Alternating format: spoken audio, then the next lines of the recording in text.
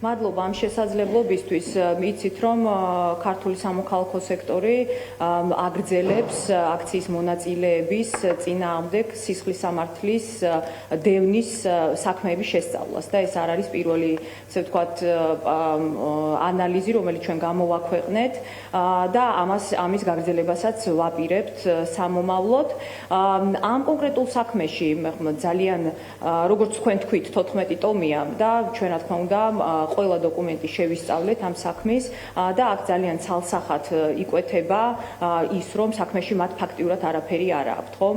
ჩვენ რომ შევხედოთ, აი რამდენიმე ისეთ აშკარა ფაქტს, პირველი არის ის, რომ ეს ადამიანები ერთმანეთს არ იცნობდნენ, ხომ? ეს 8 პირი, რომელსაც ედავებიან ჯგუფური ძალადობის ორგანიზებას და ამაში მონაწილეობას, სულ ცოტა ერთმანეთს უნდა იცნობდნენ, ხომ? ჩვენ ვხედავთ, რომ ისინი ერთმანეთს არ იცნობდნენ და არც საქმეში არ არსებობს არც ერთი მტკიცებულება, რომელიც დაამტკიცებდა იმას, რომ მათ რაიმე კომუნიკაცია ქონიათ იქამდე და ისინი ძირითად ნაწილი მათი ერთმანეთს იცნობდნენ საერთოდ თუ არა, ხომ? მეორე, რა თქმა უნდა, მტკიცებულება არ არსებობს იმასთან დაკავშირებით, რომ ისინი რაღაცას გეგმავდნენ.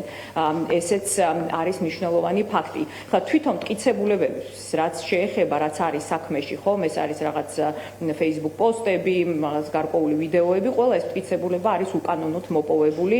მათ შორის არ არის დადგენილი, რამდენად ავთენტური არის ვიდეო ჩანაწერები, რომელიც აქ არსებობს. შესაბამისად, ეს მტკიცებულებები ფაქტიურად არის გადასაყრელი და არ შეიძლება ჩათვლილი იყოს სასამართლოს, დამოუკიდებელი სასამართლოს მიერ, როგორც მტკიცებულება, ხომ?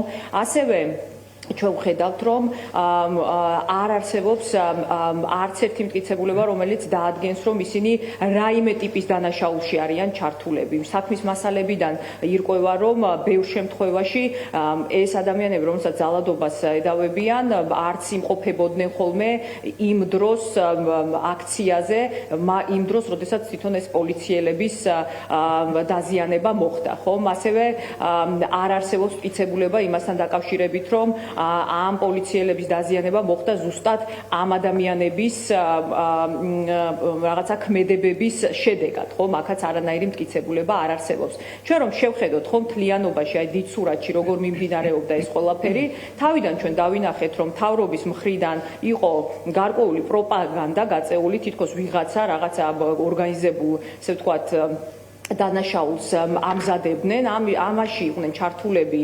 კონკრეტული არხებიც, ხომ, სამთავრობო არხები, ისინი აჯერებდნენ საზოგადოებას, რომ თითქოს ვიღაცა რაღაცას აპირებს.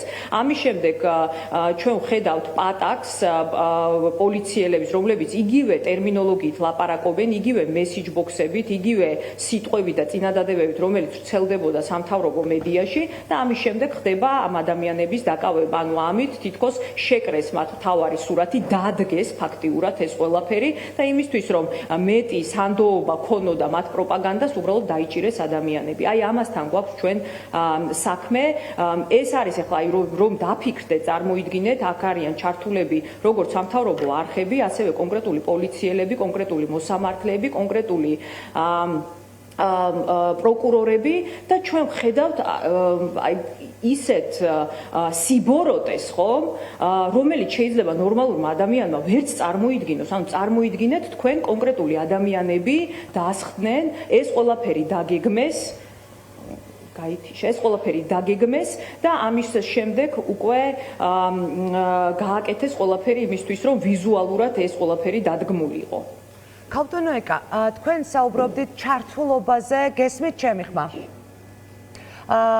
მცირე ტექნიკური ხარვეზია, ჩვენ კიდევ ერთხელ დავუკავშირდებით ეკა გიგაურს, რომელიც საუბრობს პროევროპულ აქციებზე დაკავებული 8 პირის საქმეში არ არსებულ მტკიცებულებებზე და ბრალეულობაზე. ქალბატონო ეკა, გესმით ახლა ჩემი ხმა?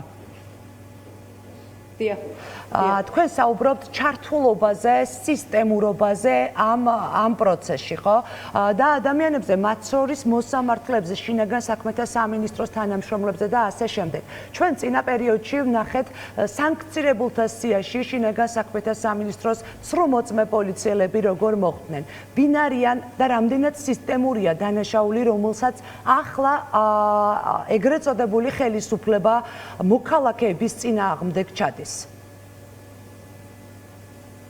ხო, მე ვფიქრობ, რომ თვითონ ამ ერთი საქმის მაგალითზე ჩვენ ვხედავთ, რომ აქ ეს საქმეები არის შეკერილი და ეს არის სისტემური, ხომ? ანუ ამას ბიძინა ივანიშვილი ვერ განახორციელებდა კონკრეტული ადამიანების გარეშე, ხომ? ანუ კონკრეტული პოლიციელების, კონკრეტული მოსამართლეების და კონკრეტული პროკურორების გარეშე. ანუ ეს ადამიანები მიდიან ამაზე, ასრულებენ უკანონო ბრძანებას და კერავენ, ასე ვთქვათ, ამ საქმეებს, ხომ? კონკრეტული ახალგაზრდების წინააღმდეგ და უსყობენ ამ ადამიანებს მომავალს, ხომ? უბრალოდ იმის გამო, რომ ბიძინა ივანიშვილს უნდა რომ თავის მომხრეებს დაანახოს, რომ თითქოს ვიღაცა რაღაცა კანონდარღვევას აპირებდა და ჯგუფურად აორგანიზებდა ამ ყველაფერს, ხომ? სინამდვილეში ჩვენ ხო გვახსოვს ეს ყველაფერი როგორ დაიწყო. პრემიერ-მინისტრმა მიიღო გადაწყვეტილება იმასთან დაკავშირებით, რომ საქართველო დააშოროს ევროკავშირს და ამის შემდეგ ნახეთ პოლიციელების მხრიდან პროვოცირება, მათ შორის უკანონოდ ძალის გამოყენება და ძალის გადამეტება, ჩვენ ნახეთ წამება, დაკავება ამ ხალხის და ასე შემდეგ, ხომ?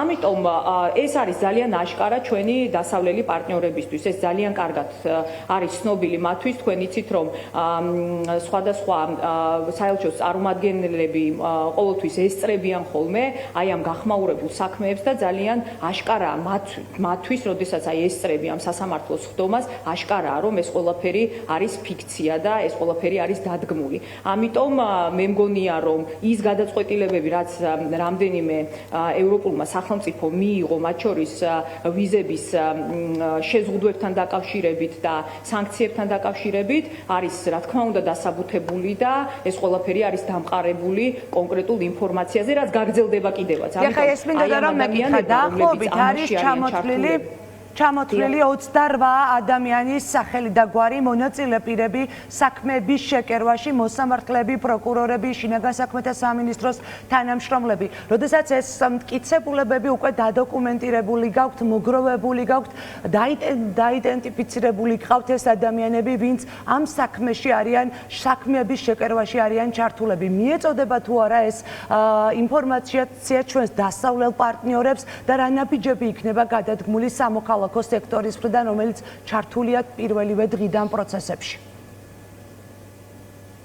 ხომ, ეს შეფასებები არის ორ ენაზე, ხომ, ქართულ და ინგლისურ ენებზე და ძალიან დიდი ინტერესია კიდევ ერთხელ არა მხოლოდ კონკრეტული ქვეყნების მხრიდან, ჩვენი პარტნიორი ქვეყნების მხრიდან, არამედ ადამიანის უფლებებზე მომუშავე ორგანიზაციების მხრიდანაც. ამიტომ არის მნიშვნელოვანი, რომ აი ეს შეფასებები და ეს ამ დოკუმენტების შეფასებები და ანალიზი ჩვენ გავაკეთოთ, ხომ?